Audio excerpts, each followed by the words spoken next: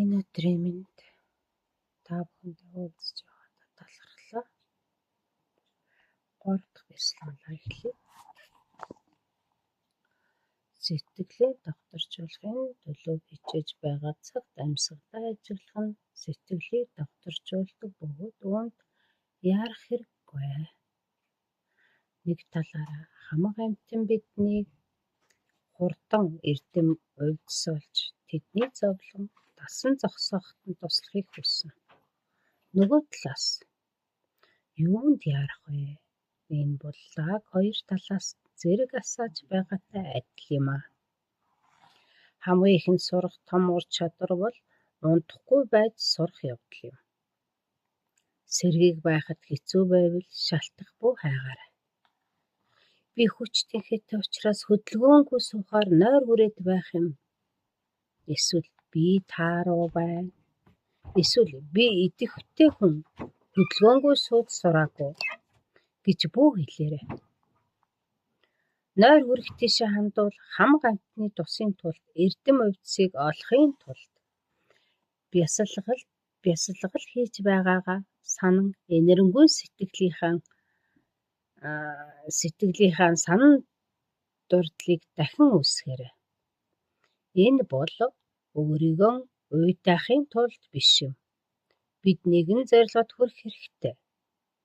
Бусдыг эрхэмлэх тэр эрчтэй хүсэл нь бидний зүрхэнд том гал мэт бидний амьдралын хамгийн чухал зүйл болгох тэр хүртэл асна.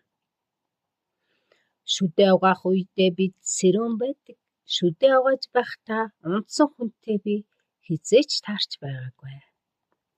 Машинаа угаах үедээ бид сэрүүн байдаг. Тоосоо сурулж байхдаа бас сэрүүн байдаг. Та шүдэндээ машиндаа санаа тавьдагтай адил. Мөн л адил энэ бясалгал хийх нь яг энэ санаа тавьдагтай адил гэж бодох хэрэгтэй.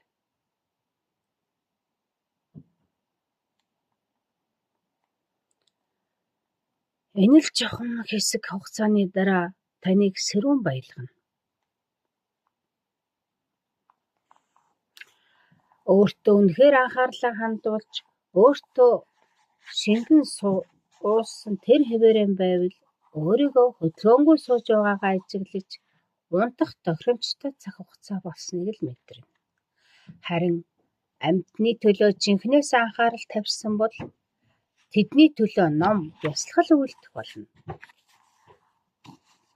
Чалчаа амьтныг цаг үргэлж сонсох болно. Тэрбээр үргэлж байсан бөгөөд түүнийг замын дагуу дагаж явах хэрэггүй гэдг нь урд үе мөн билээ. Таны сэтгэл идэвхтэй байсаар дадсан байдаг. Бөгөөд таныг амьсгалаа ажиглагч байх зуур тань руу элдв бодлуудыг шийдэх болно. Сэтгэл тань бясалгахыг үл хүснэ. Үүнд хэрэглэх арга буюу хэцүү зүйл нь өөрийн толгой доторх дуу шуугаан гаргахч дотоод дуу хоолойгоо замын дагуу дагаж явахгүй байх хэрэгтэй. Чалчигч таныг сарниуж алгасруулахыг хичээнэ. Та сарин алгасрах болно. Та сарнсан бол гагцхүү түүнээс холдоход л гүйцээ. Таныг алгасрах үед дараах үйл явдал өрнөдөг. Таны уурга тарих тань руу нэгэн бодлыг чулуутахад тэр бодол дээр төвлөрдөг. Мөн та тэр бодол нь хаа нэгтээ одож байгааг анзаардаг. Тэр бодол нь шулуун процессор нөрдөг. Та түүнийг дагна. Тэрхүү дуу